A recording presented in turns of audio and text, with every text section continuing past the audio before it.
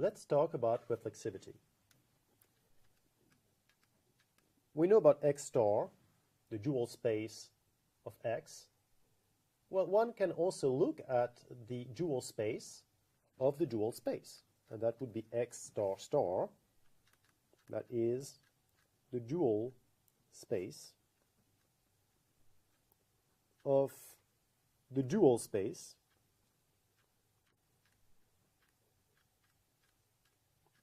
of X, and it is called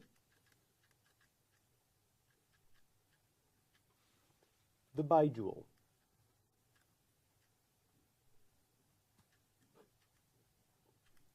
of X.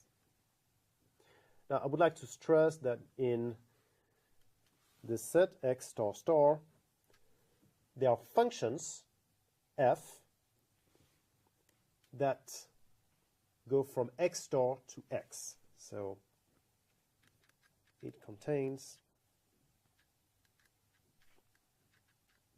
functions from X star to R. So it means that you feed f with an element of X star and it returns a real number.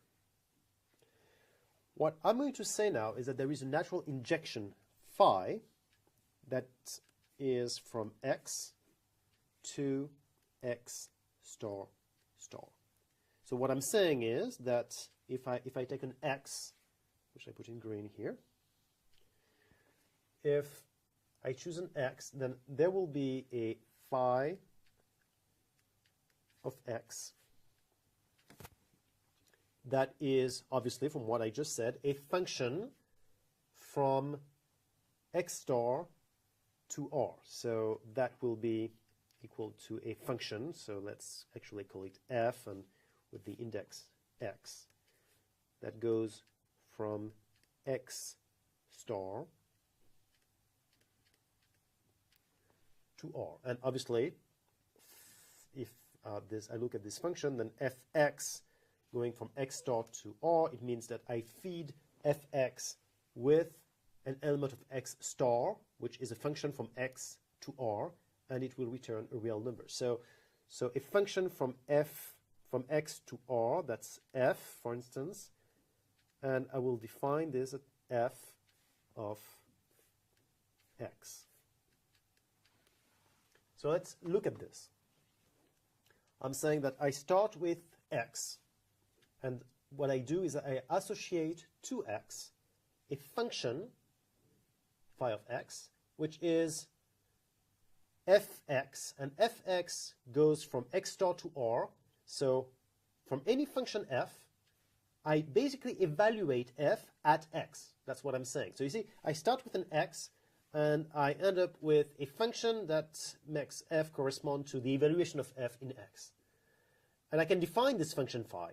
And by defining this function phi, phi is injective. Somehow what I could write, I mean, it's a little improper to write this, but everybody writes it because it's kind of like X is included in X star star. It's like the identification of X can be identified to a part, to a subset of X star star. Now, if phi is surjective, I don't know if it is or not. I mean, phi is always injective, but sometimes, in addition to being injective, it is surjective. So what it is, then it is bijective. So if phi is surjective, then X and X star can be identified. It's kind of the same space in a sense, and we can write, well, we probably shouldn't, but we write that X is equal to X star star. So in this case, we say that X is reflexive. Reflexivity means that you can identify the bidual to the space.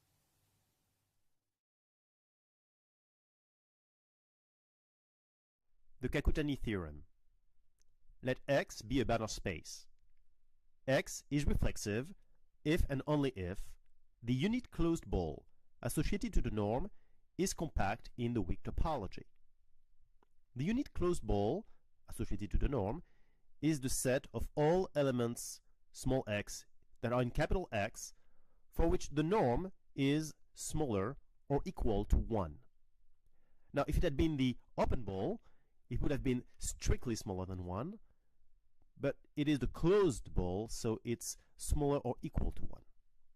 So again, X is reflexive is equivalent to this closed ball, to this unit closed ball associated to the norm, being a compact set in the weak topology.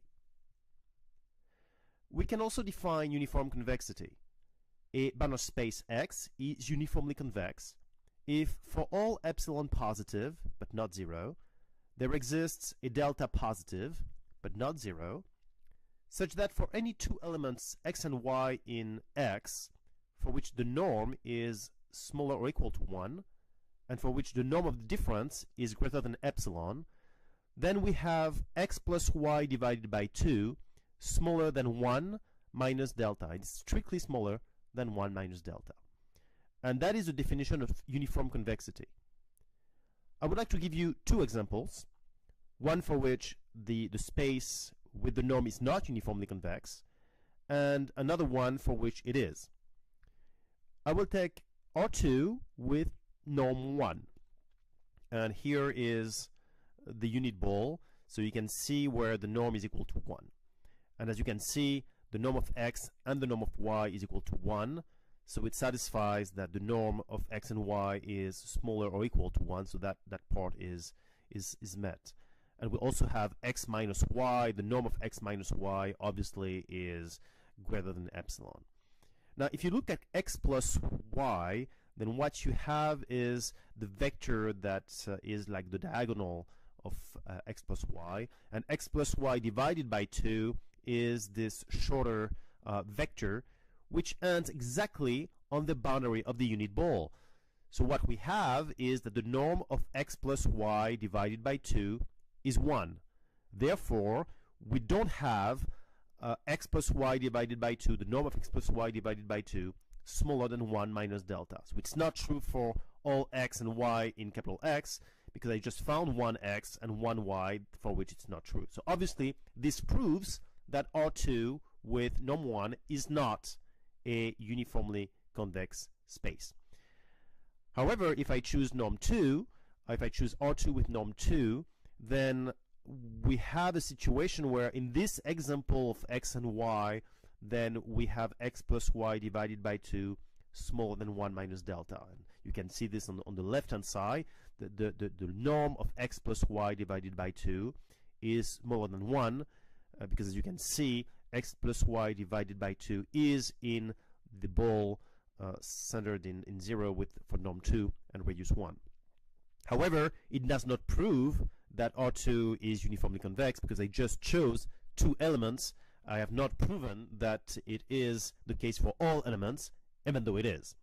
So just to summarize here, what we have on the left is R2 with norm 2, and this space is uniformly convex with this norm, while on the right-hand side we have norm 1, and in this case R2 is not uniformly convex for this norm.